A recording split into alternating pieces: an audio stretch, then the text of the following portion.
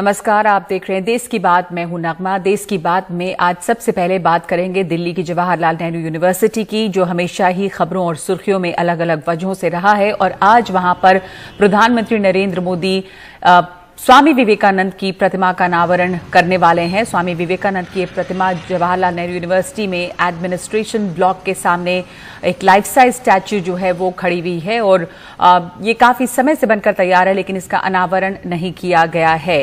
तो प्रधानमंत्री Narendra Modi video conferencing के जरिए यूनिवर्सिटी में विवेकानंद की प्रतिमा का अनावरण करेंगे।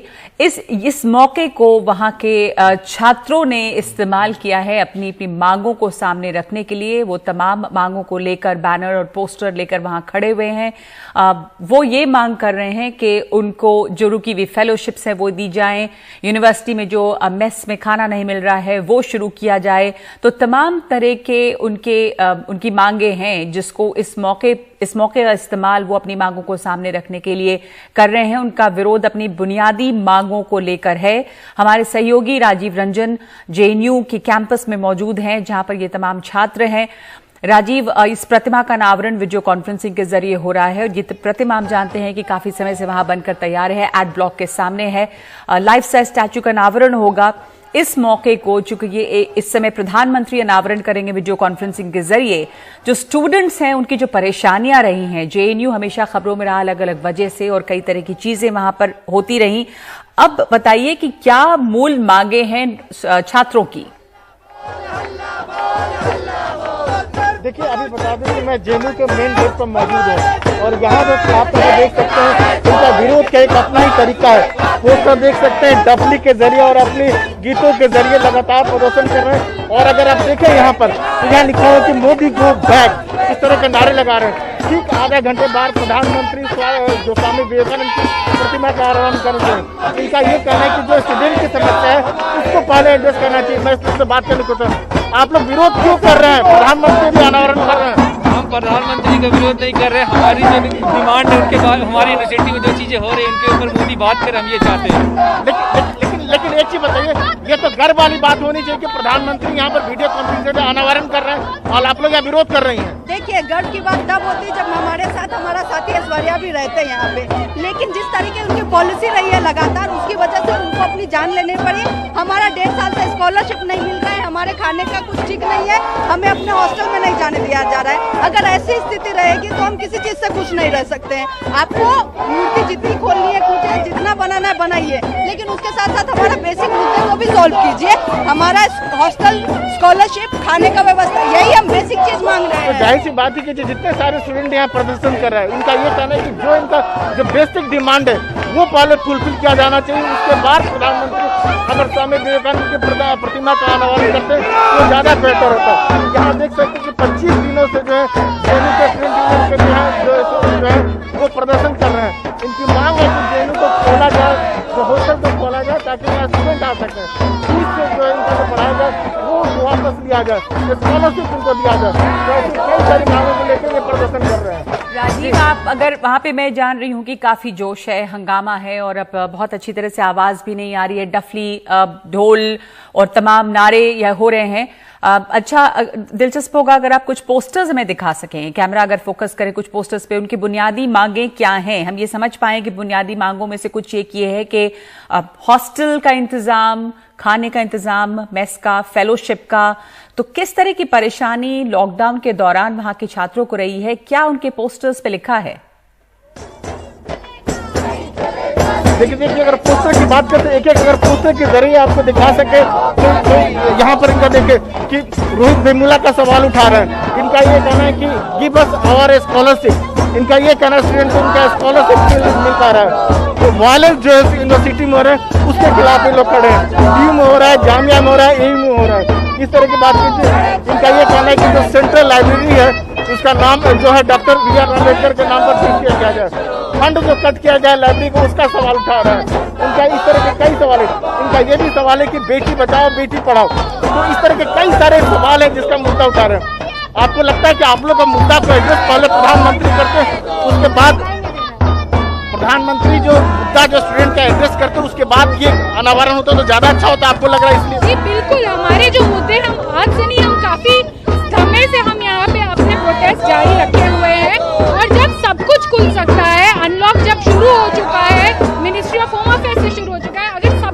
सकता है, तो हमारा यूनिवर्सिटी क्यों नहीं खोल सकता? क्या क्या मांगे हैं आपकी, क्या क्या? देखिए, हमारी बहुत सी मांगे। हम चाहते हैं कि हमारी स्कॉलरशिप इमीडिएटली हमें दी जाए। हम चाहते हैं कि यूनिवर्सिटी में फेस रिटर्न स्टूडेंट्स का जारी किया जाए। हम चाहते हैं हमारी लाइब्रेरी रिसोर्सेज हमें वापस दिए जाए, हमारे हॉस्टल रिसोर्सेज वापस दिए जाए, और कहीं पे भी जो फीस है उसको रिलैक्स किया जाए। तो जाहिर सी बात है कि स्टूडेंट की जो मांगे हैं वो कई सारे हैं, और इनका ये कहना है कि सरकार पहले जो है जो स्टूडेंट विरोधी जो नीतियां हैं उसको खत्म करे, और उसके बाद अनावरण जैसे जो दूसरे काम है वो करे तो ज्यादा बेहतर होगा। जी, शुक्रिया आपका राजीव। हम ये तस्वीरें देख रहे हैं और वहां पर तमाम छात्र बैनर्स और प्लेकार्ड लेके ये खड़े हुए हैं। मांगे ये हैं कि जो हिंसा कैंपस में हुई है, चाहे वो जेएनयू हो, एएमयू हो, जामिया हो, उसके खिलाफ आवाज उठा रहे हैं। वो अपनी बुनियादी मांगों को लेकर आवाज उठा रहे हैं कि हॉस्टल की जो सुविधा है वो लौटाई जाए, फेलोशिप स्टूडेंट्स को नहीं मिल रही है वो उन्हें वापस दिया जाए। रोहित वेमुला का सवाल खड़ा किया जा रहा है। रोहित एक्ट को इनैक्ट करने की बात है। तो ये तो तमाम मांगे रही हैं, ये जो तमाम शिकायतें रही हैं वहां पर छात्रों की, उसको लेकर इस मौके पर वो सामने आए हैं। प्रधानमंत्री स्वामी विवेकानंद की प्रतिमा का अनावरण करने वाले हैं, जो जेएनयू में एडमिनिस्ट्रेटिव ब्लॉक के सामने बनाया गया है और लंबे समय से इसका अनावरण नहीं हुआ था। आज इसका अनावरण 6:30 बजे वीडियो कॉन्फ्रेंसिंग के जरिए होने वाला है। तो अब बात करते हैं हम बिहार चुनाव की। बिहार चुनाव के नतीजे आने के बाद पहली दफा नीतीश कुमार और आरजेडी नेता तेजस्वी यादव सामने आए हैं। नीतीश कुमार अपने विधायकों से मिलने के लिए जेडीयू के दफ्तर गए। चुनाव नतीजों के बाद तेजस्वी यादव ने भी अपने विधायकों के साथ बैठक की है। ये तस्वीर आप देख रहे हैं नीतीश कुमार की। नीतीश कुमार वहां पर गए और तेजस्वी यादव ने बातचीत की है और नीतीश कुमार पर और बीजेपी पर तीखा हमला बोला है। उन्होंने प्रेस कॉन्फ्रेंस करके बीजेपी और नीतीश कुमार के लिए कहा कि जनादेश महागठबंधन के पक्ष में है, लेकिन वो चोर दरवाजे से सरकार में आ गए हैं। चुनाव आयोग का फैसला जो है वो एनडीए के पक्ष में था, पर जनता का फैसला महागठबंधन के पक्ष में था। फैसला हमारे पक्ष में और नतीजा जनता ने अपना फैसला सुनाया है और चुनाव आयोग ने अपना नतीजा सुनाया है। जनता का फैसला महागठबंधन के पक्ष में है, चुनाव आयोग का नतीजा एनडीए के पक्ष में है। आप सब लोग ये समझ सकते हैं कि जनता का जो जनादेश है और जो नतीजा इलेक्शन कमीशन का है, नतीजे और फैसले का बड़ा अंतर है। फैसला हमारे पक्ष में और नतीजा उनके पक्ष में। हमारे साथ इस वक्त मेरे सहयोगी मनीष कुमार मौजूद हैं। मनीष, जो ये बड़ी महत्वपूर्ण बात और एक कटाक्ष करते हुए तेजस्वी यादव ने ये बात उठाई है कि किस तरह से चुनाव आयोग का जो नतीजा है वो पक्ष में आ गया एनडीए के, लेकिन जनता ने जो फैसला दिया है वो महागठबंधन के पक्ष में है। पोस्टल बैलेट के ना गिने जाने का भी वो आरोप लगा रहे हैं। कितना इन आरोपों को लेकर वो आगे जाएंगे, कितना इसमें बल है? देखिए, निश्चित रूप से तेजस्वी यादव को इस बात का आभास है, अंदाजा है और पूरी तरीके से वो इस बात को लेकर आश्वस्त हैं कि सरकार आखिरकार नीतीश कुमार एक बार फिर बीजेपी के सहयोग से बनाने में कामयाब होंगे। अब ऐसी हालत में तेजस्वी यादव को कुछ मुद्दे चाहिए थे जनता के बीच जाने के लिए, क्योंकि उन्होंने ये शायद नहीं सोचा था कि जनता इस प्रकार से उन्हें जनादेश देगी। 110 का आंकड़ा पार करना, वो भी ऐसे समय में जब नीतीश कुमार, नरेंद्र मोदी और सारे नेता उनके खिलाफ एकजुट हों, वैसे में उन्हें लगता है कि ये उनकी बहुत बड़ी उपलब्धि है और जनता के बीच जाने के लिए उन्होंने एक तरह से अपने आधार बनाया है और उसी आधार के तहत जो है उन्होंने आज ये बयान दिया है कि जनादेश हमारे पक्ष में था और चुनाव आयोग का जो निर्णय था वो एनडीए के पक्ष में है। नगमा जी, और इस बात को लेकर वो आगे जाएंगे। और नीतीश कुमार भी आज मनीष सामने आए पहली दफा, क्या उन्होंने भी कुछ कहा? नीतीश कुमार, हालांकि स्टैंप लग चुका है प्रधानमंत्री मोदी का कि नीतीश कुमार का ही नेतृत्व रहेगा, लेकिन जो बार बार सवाल उठते हैं अलग अलग कैंप से कि नीतीश कुमार को नैतिकता के आधार पर मुख्यमंत्री नहीं बनना चाहिए, उस खेमे में क्या कुछ सुनाई दे रहा है? देखिए, नीतीश कुमार ने अभी तक कोई साउंड बाइट नहीं दिया है। कल शाम में जब प्रधानमंत्री बीजेपी कार्यालय पर जश्न मना रहे थे तो उन्होंने एक ट्वीट जरूर किया था और आज उम्मीद की जा रही है कि अब से कुछ देर बाद शायद वो मीडिया से रूबरू हों। अभी फिलहाल अपने विधायकों से वो फीडबैक ले रहे हैं, उनकी जीत जीत के कारण और क्या रिजल्ट में ऐसा अगर परिणाम आया है, क्योंकि नीतीश कुमार के लिए काफी ह्यूमिलेटिंग रिजल्ट है। भले ही वो मुख्यमंत्री बन जाए, लेकिन उन्हें भी मालूम है कि जो परिणाम आए हैं वो उनके लिए बहुत ही ज्यादा, उनके स्टेचर को वो इनहेंस नहीं करता है, वो बढ़ाता नहीं है।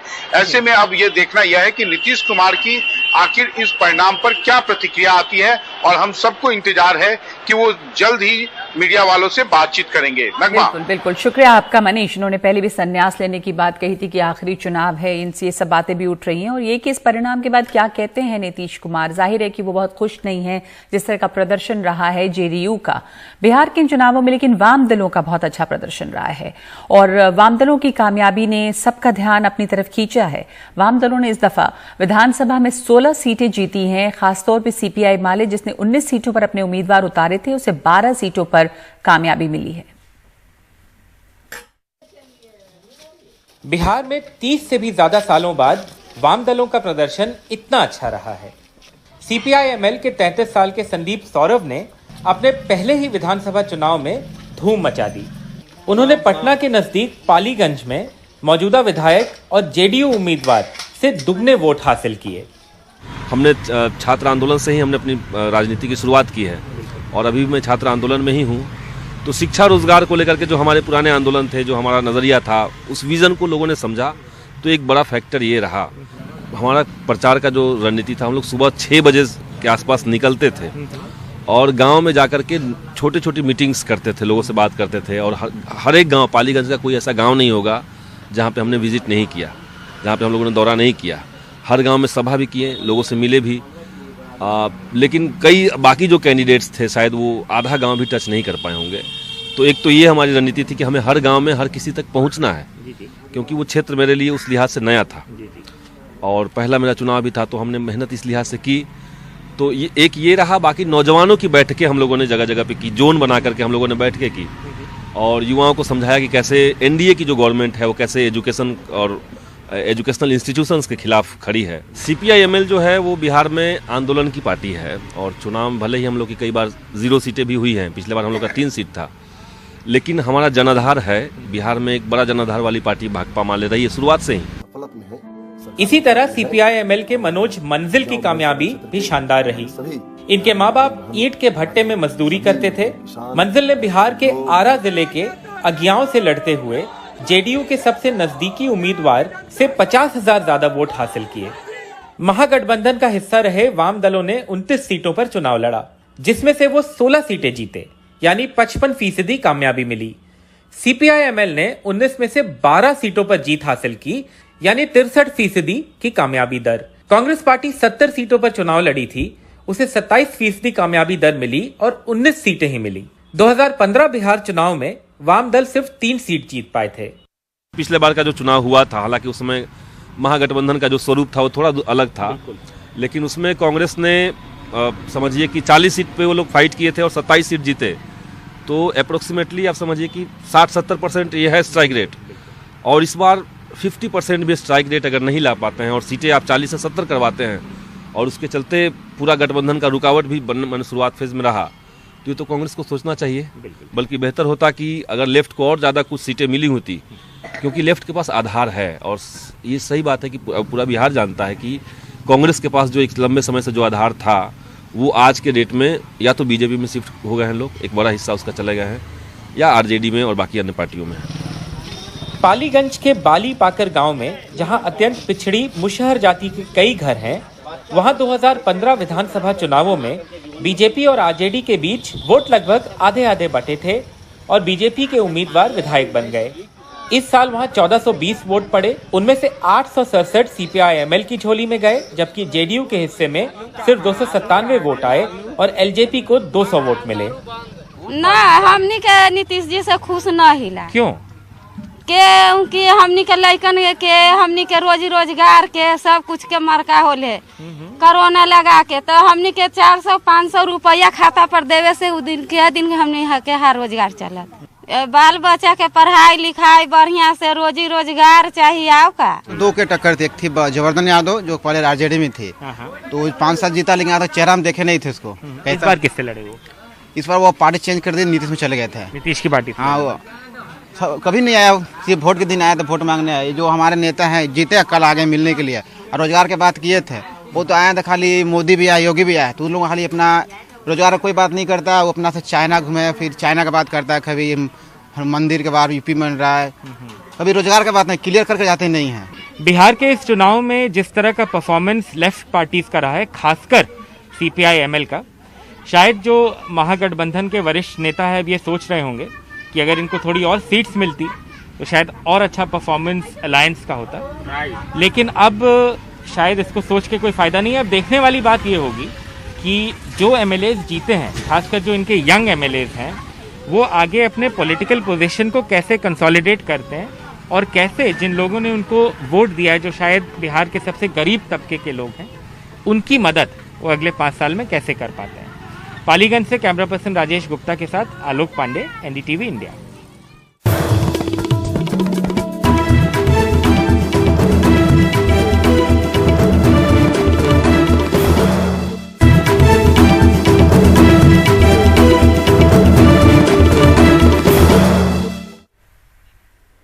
दिल्ली में बुधवार को रिकॉर्ड तोड़ 8,500 से भी ज्यादा कोरोना के मामले दर्ज किए गए हैं, जहां लोगों को सावधानी बरतनी चाहिए, लेकिन उसके उलट दिल्ली के बाजारों में जबरदस्त भीड़ देखने को मिल रही है। न लोग अब दूरी बना रहे हैं एक दूसरे से और ना ही लोग मास्क लगाए नजर आ रहे हैं।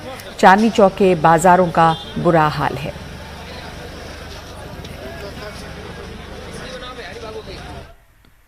आज धनतेरस है। आमतौर पर आज के दिन परंपरा के मुताबिक लोग सोने और चांदी या तो बर्तनों की खरीदारी करते हैं, लेकिन इस बार यह त्योहार कोरोना संकट के बीच आया है और इसका असर साफ दिख रहा है।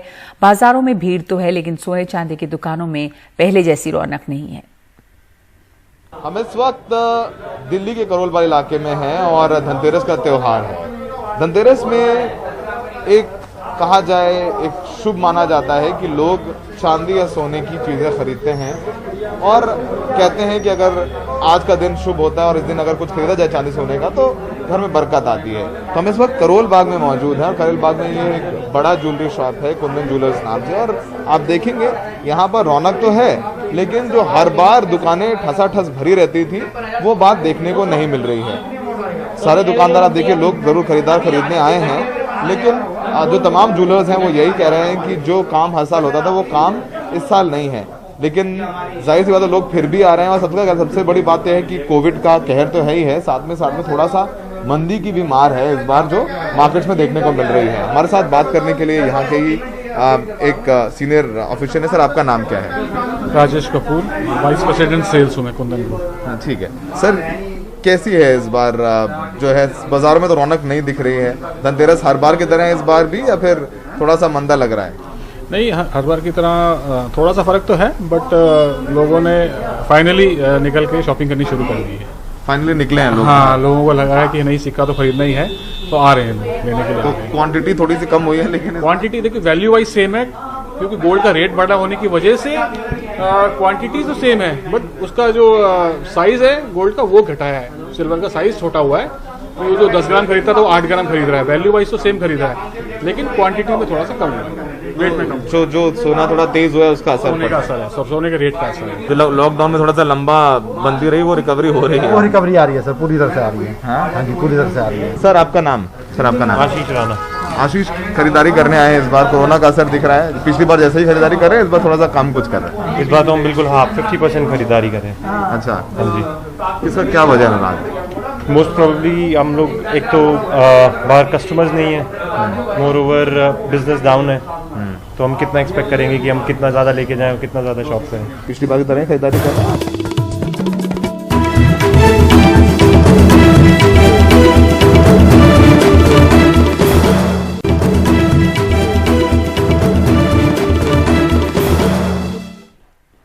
प्रधानमंत्री मोदी जवाहरलाल नेहरू यूनिवर्सिटी में स्वामी विवेकानंद की प्रतिमा का अनावरण आज कर रहे हैं वीडियो कॉन्फ्रेंसिंग के जरिए। ये सुनते हैं। विश्वविद्यालय अनुसंधान की संस्कृति को बढ़ावा देते हुए NIRF में ये रैंकिंग में इसने पिछले 5 वर्षों में माननीय प्रधानमंत्री जी बहुत प्रगति की है और इस वर्ष ये NIRF में दूसरे नंबर पर ला करके इसने अपने गौरव को बढ़ाया है। इसके लिए मैं इसके कुलपति को और इनके संपूर्ण स्टाफ को और छात्रों को बधाई देना चाहता हूं। यह हमेशा एक महत्वपूर्ण सेंटर के रूप में रहा है।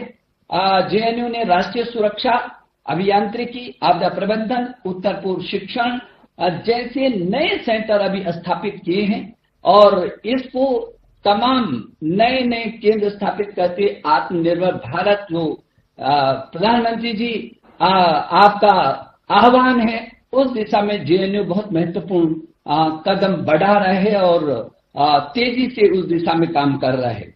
नई शिक्षा नीति के साथ भी कदम से कदम मिलाते हुए इंजीनियरिंग शिक्षा में विभिन्न भारतीय भाषाओं और इंटरनेशनल स्टडीज में नए विषयों को जोड़ना ये निश्चित रूप में एक नया सराहनीय कदम है और हमारी नई शिक्षा नीति की मंशा को ये कदम आगे बढ़कर के पूरा करता है। मैं इस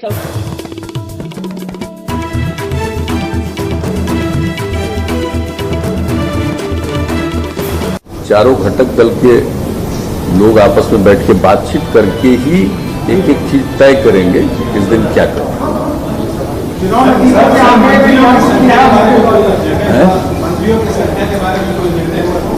तो अभी क्या मंत्री की संख्या तय जो लिमिट किया हुआ है कॉन्स्टिट्यूशन के हिसाब से, तो मंत्री की संख्या तो ही अब कितने मंत्री पहले दौर में बनते हैं उसके बाद बनते हैं, ये सब तो बात की चीज है।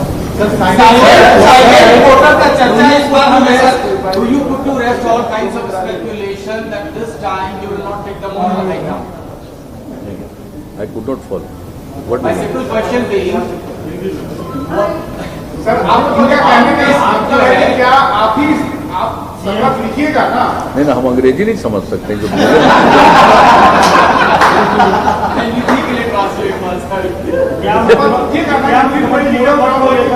ये एनडीए की बैठक में तय होगा ना,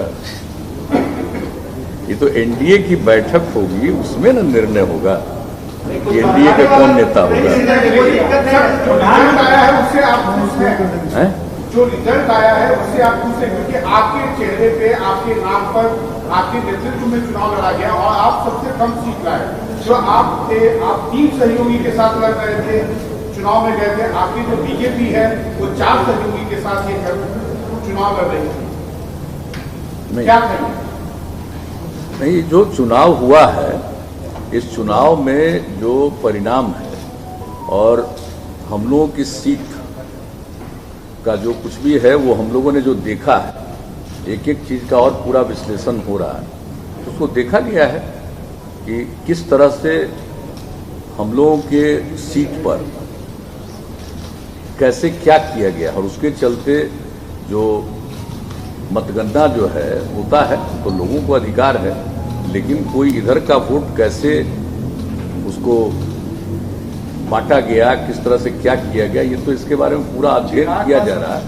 लेकिन कई समाचार पत्रों ने और मीडिया के लोगों ने भी देख करके बता दिया कि जो जेडीयू कितने सीटों पर अलग अलग बोले हैं लोग, और उसको हमारे पार्टी के लोग भी और सब लोग गठबंधन के लोग भी देख रहे हैं, ये अपने एनडीए के राष्ट्रीय जनतांत्रिक गठबंधन ये लोग भी देख रहे हैं और पार्टी के लोग भी देख रहे हैं कि कहाँ क्या हुआ है एक एक सीट के बारे में। और ये बात तो सही है, हम तो बिल्कुल हम लोग तो अपना अभियान चलाते हैं और पूरे एनडीए के लिए अभियान चलाते हैं, लेकिन अगर कोई किसी के द्वारा सिर्फ उसके यहाँ कोई कैंडिडेट नहीं है लेकिन खोज करके खास तौर पर जहाँ मुख्यतः हम लोगों के क्षेत्र थे वहाँ पर ऐसे लोगों को खड़ा करके वोट को काटा गया है, तो ये तो दिख रहा है और ये तो मीडिया के लोग भी एक एक बात का अध्ययन करके अलग अलग तरीके से लिख ही रहे हैं।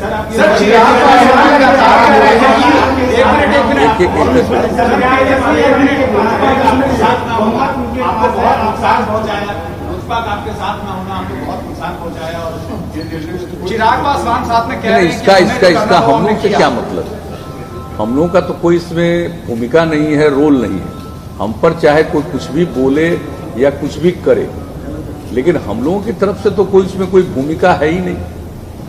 हम लोगों की इसमें कोई भूमिका नहीं है, लेकिन जानबूझ करके हम लोगों के ऊपर प्रहार अगर कोई कहीं से किया गया है तो ये तो वही लोग जानते हैं और इसके बारे में पूरे तौर पर आकलन करना और क्या करना चाहिए इसका निर्णय लेना, ये तो बिल्कुल बीजेपी का काम है, वो बीजेपी का करना काम है। हम लोग तो एलआई हैं, एक साथ हैं और साथ मिलकर के लड़े हैं, एक दूसरे के लिए काम किए।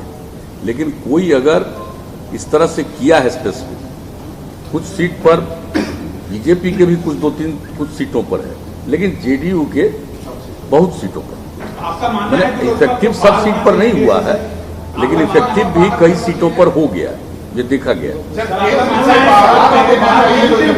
सवाल है कि do you think you are a victim of your own allies game plan? हमारे एलाइज का क्या किया, हमारे एलाइज का क्या गेम प्लान है? सर ये बात है कि लोजपा को केंद्र से निकाल देना चाहिए। भाई हम देखिए, एक बात जान लीजिए, हम अब तक सेवा किए और इतनी सेवा किए हैं, इस सेवा करने के बाद अगर कोई गलतफहमी समाज में पैदा होती है तो हम लोग क्या कर सकते हैं? आप जरा बता दीजिए कि समाज के किसी भी तबके की हम लोगों ने कोई उपेक्षा की है? कौन इलाका है जिस पर काम नहीं किया? और आप जानते ही हैं कि हम बिला वजह किसी पर बोलते नहीं, हम अननेसेसरी किसी के ऊपर अटैक अननेसेसरी करना, ये सब मेरा काम नहीं रहता है। हम जो भी काम करते हैं उसके बारे में अपनी तरफ से बोलते हैं, बताते हैं। और जितना दिन से भी बिहार के लोगों ने हम लोगों को काम करने का मौका दिया, तो उस बीच में जो कुछ भी करते रहे हैं, आप सब लोग जानते हैं कि हमारा कोई व्यक्तिगत स्वार्थ नहीं, हम लोगों ने काम किया है पूरे बिहार के लिए। और मान लीजिए कि हर गांव को फायदा, समाज के हर तबके को फायदा, किसी भी चीज हो, चाहे सड़क का मामला हो, चाहे बिजली का मामला हो, किसी भी चीज का मामला हो, हर चीज में जो इस राज्य में किया गया है, तो उसके बारे में तो हम लोग हमेशा बोलते ही रहे और बताते ही रहे, आप सब लोग जानते हैं। लेकिन उसके बाद भी अगर मन में कोई बात आती है तो भाई वो तो अधिकार जनता का है, हर मतदाता का अपना अधिकार है, और हम लोगों का काम है लोगों की सेवा करना। हम बराबर कहते हैं सेवा करना ही हमारा धर्म है, तो हम लोग सेवा किए। लेकिन इसके बाद भी हम लोगों के सेवा का और सबको लाभ है, किसी भी गांव में जाइए लाभ है। तो नीतीश कुमार प्रेस को संबोधित कर रहे हैं इस चुनाव के बाद पहली बार, और उन्होंने एलजेपी पर साफ तौर पर बिना नाम लिए ये कहा है कि ये बीजेपी का काम है कि वो अब देखें, अब फैसला करें कि क्या करना है, क्योंकि हम तमाम सहयोगी हैं, एक दूसरे के लिए हम मिलकर काम कर रहे थे और हमें सीधे नुकसान पहुंचाया गया है। कई सीटों पर अगर उम्मीदवार नहीं भी हों तो हमारे खिलाफ उम्मीदवार खड़े किए गए हैं।